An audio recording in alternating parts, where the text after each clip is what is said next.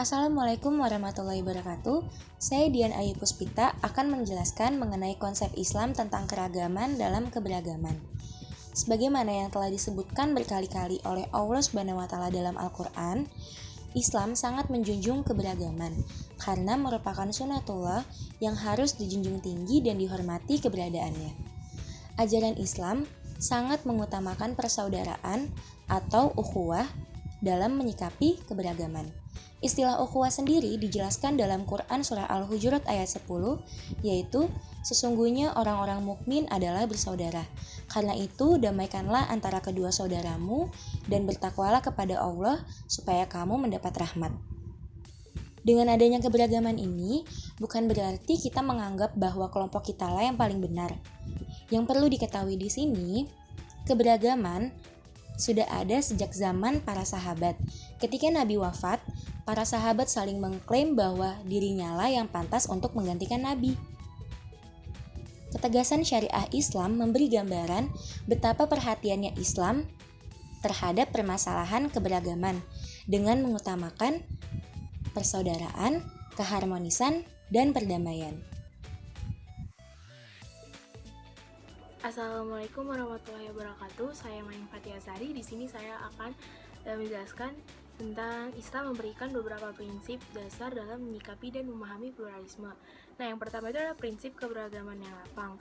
Nah, yaitu adalah dengan menyikapi keberagaman itu dengan rasa yang tulus. Nah, yang kedua itu adalah keadilan yang objektif, yaitu adalah pandangan maupun tindakan kita terhadap pemeluk agama lain.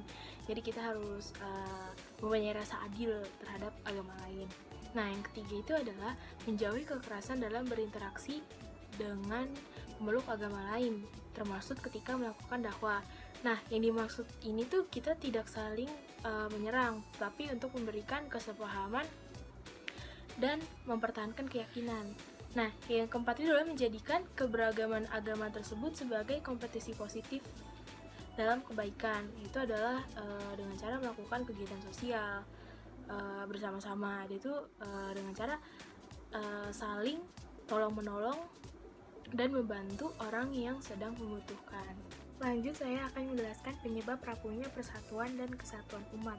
Nah, yang pertama itu adalah munculnya sifat kecurigaan atau prasangka buruk yang berlebihan terhadap kelompok lain.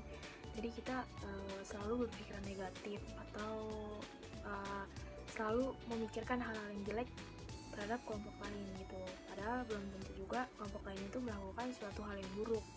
Tuh. Dan yang kedua adalah munculnya interpretasi yang menjadi penyebab adanya kecurigaan tanpa bukti yang berujung pada konflik. Tuh, jadi kita nggak boleh asal menuduh tanpa adanya bukti itu. Dan itu malah membuat perselisihan dan memutuskan tali silaturahmi. Dan yang ketiga adalah mencari kejelekan orang lain. Terima kasih, selanjutnya akan dijelaskan oleh rekan saya. Warahmatullahi wabarakatuh. Perkenalkan, nama saya Aulia Triwulandari. Di sini saya akan menjelaskan tentang tantangan dalam keragaman. Berikut ini gambaran umum tentang 8 tantangan tersebut. Yang pertama, individualisme. Paham ini meyakini bahwa masing-masing individu dan kebutuhannya harus lebih diutamakan daripada masyarakat umum. Yang kedua, pluralisme.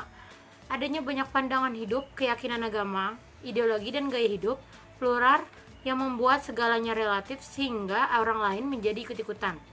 Yang ketiga, kontras-kontras sosial. Tantangan yang dapat kita temukan di Indonesia adalah kontras-kontras sosial yang sangat mencolok. Yang keempat, hedonisme. Paham ini berasal dari kata hedo yang artinya adalah kenikmatan. Maka hedonisme adalah pandangan yang mengatakan bahwa tujuan dari hidup ini adalah mencapai kenikmatan yang sepenuh-penuhnya.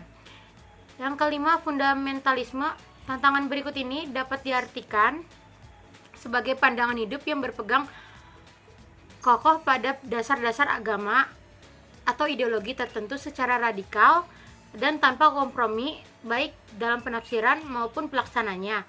Yang keenam, budaya multimedia. Saat ini teknologi dan multimedia sudah bersifat langsung dan tidak dapat disensor. Yang ketujuh, nihilisme kaum muda. Tantangan berikut ini adalah nihilisme di kalangan kaum muda. Yang terakhir, ada persoalan ekologi. Persoalan ekologi juga menjadi tantangan tersendiri bagi kita di zaman modern ini. Terima kasih. Assalamualaikum warahmatullahi wabarakatuh. Saya Dina Sabrina Khairani. Di sini saya akan menjelaskan tentang implementasi keberagaman dalam beragama. Dalam perspektif Islam, keragaman dalam beragama yaitu langkah untuk menyikapi, membangun silaturahmi dengan mengedepankan toleransi. Contohnya seperti menghormati keyakinan orang lain, saling membantu antar umat beragama, tidak membeda-bedakan satu dengan yang lain. Bagaimana sih cara menjaga kebersamaan dalam beragama di sini? Caranya yaitu setiap individu wajib menghargai atau menghormati setiap perbedaan.